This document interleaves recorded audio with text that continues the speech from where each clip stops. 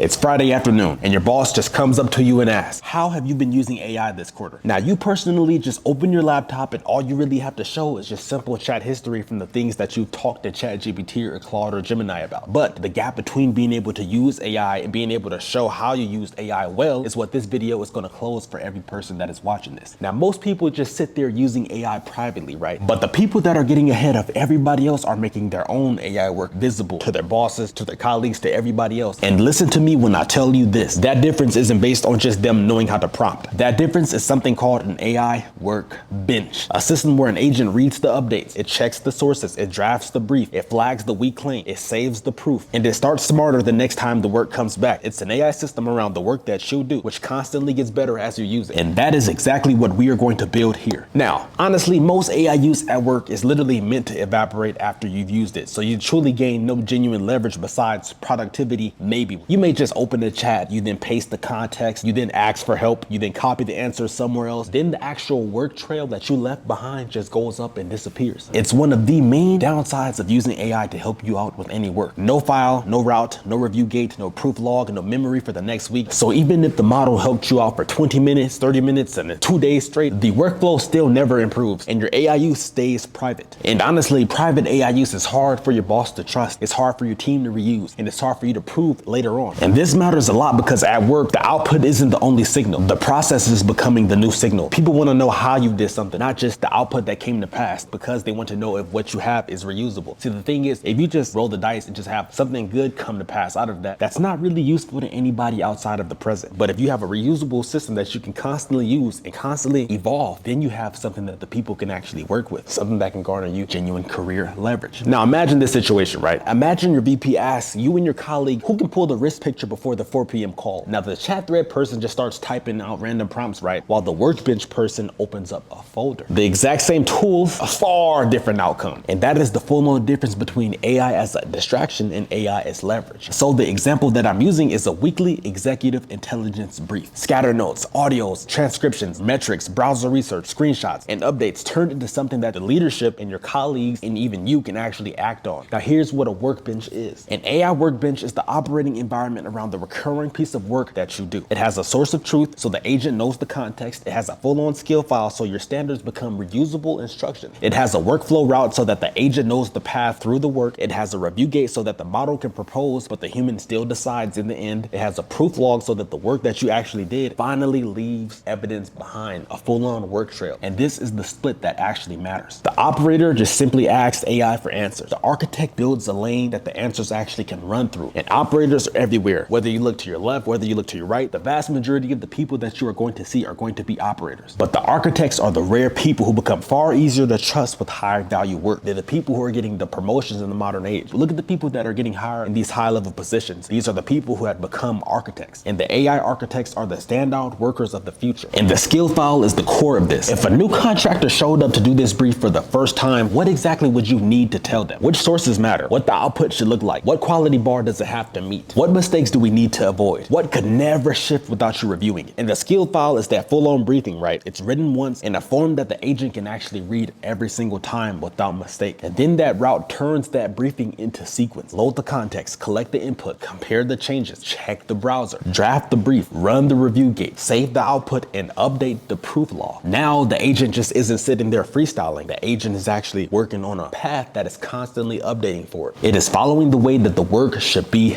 done. Now watch what exactly changes here. The agent is not starting from some blank chatbot. It loads the source of truth. It reads the inputs. It follows the route. It checks the standards. And because that workbench exists, the agent finally has somewhere to put the result. Now, remember the brief that I showed you in the beginning? This is exactly how it starts getting made. Let's do it. Now, the browser check is extremely important because this is exactly where the workbench is going to touch outside of your files. The agent can check the dashboard. It can scan source pages. It can compare competitor updates. It can scrape the internet. It can review a support thread. It can pull information from a trusted browser. It can literally use any app on your computer to realize anything necessary that you do on the computer. Anything that you do on the computer can be put inside of a workbench. Remember that. But the leverage isn't for show. The leverage isn't that it just opened up your browser and it can now work in there. The leverage is that the browser work actually gets saved and puts back into the system. And from that, you can actually find out which browser sources that you can actually trust. You can find out which browser sources work the best for the kind of work that you do. The source then gets captured. The finding then gets logged. The weak claim gets fully manually flagged. And the next artifact isn't just based on some random tab that you just forgot to save. It is based on evidence that the workbench can then reuse every single time. Now, the output isn't just AI wrote some random text. The output is a full-on manager-ready artifact. What changed, why it matters, what risks are forming, what decision actually needs to be made, what action should actually happen next, what sources are checked. This is exactly where the leverage can then become visible. And from that, your peers are going to read that as preparation. Your boss then reads it as judgment, and the work becomes easier to trust because the system shows exactly how you got the work done. Now, the brief gives the answer. The map then shows the logic. And this matters much because polished AI output is not going to be enough here. You need real positive outcomes to come to pass, and that isn't just going to come by something looking pretty. The thinking has to actually be visible. Then the review gate is going to protect the work, right? If the agent makes a claim that is just too weak, the system will full on flag it. The model is going to propose, the human, which is you, is going to decide, and the system is going to continuously revise. That's how it gets that compounding leverage. Nothing important is going to ship because the model just sounded too confident. This is how you actually use AI agents without you handing them the authority that they should not have. Now, this is the part that most people skip. The proof log may be the most important part here when it concerns actual career leverage, success for the individual, which is you. The proof log turns invisible AI into visible work evidence. It shows exactly what was created, it shows exactly what changed, it shows exactly what got reviewed, and it shows exactly what improved. And it shows exactly what the next run should remember. It's what writes those notes down, which causes the system to compound, and it causes you to have the proof for the work that you did. Not only will you have the output, but you have the trail on how you got to the output, and you can show that you repeatedly can get to phenomenal outputs. Then you have a full-on trustable system. That system comes with you, and the next time, let's say AI is implemented into different departments at your work, who do you think is going to be the person who they're going to hire to run that? Who do you think is going to be the person to get that promotion? Who do you think is going to be the person who's trusted with the higher level AI work? You're going to be that person, and you can literally do this with compounding proof. It doesn't matter which position that you're in. You literally can do this for your job, because anything reusable that you do in your computer can be turned into a major part of the workbench. This means that your own AI work no longer just disappears after the output. It leaves a full-on trail. And once that trail exists, the work can then be improved, audited, reused, and trusted. Run number one is what builds the system, and run number two is where it actually pays you back. Here's exactly what this is going to look like in practice. Okay, let's say next Friday the brief is due again. You open the folder. The agent already knows the audience, right? It already knows which dashboards to check. It already knows the standards from last week, plus the note that you added about a claim that needed sourcing. You actually start drafting in minute 1 instead of just minute 40. And that is the part that the vast majority of the people out there never get to, because they keep treating every single task as if it's brand new when it's full on recurring if it's there. Now, if this feels like a lot because it's very new to you, just start with one file and answer these 4 distinct questions in plain English. Who exactly is the audience? What output are we trying to create? What sources matter? What can I ship without me having to review it? Everything else is going to grow from there. The system then can come from those 4 distinct questions. A chat thread simply gives you an answer, and the workbench is what gives you that system. And the person who can build full-on systems around the recurring work that they do is going to look very, very different inside of any company that they're involved in. Now, if you want a workflow or a workflow cluster around the work that you actually do for your actual job mapped into a workbench just like this, just comment install below, and then I'll send you a free audit. And if you like what I have to say, I can then create that workbench for you.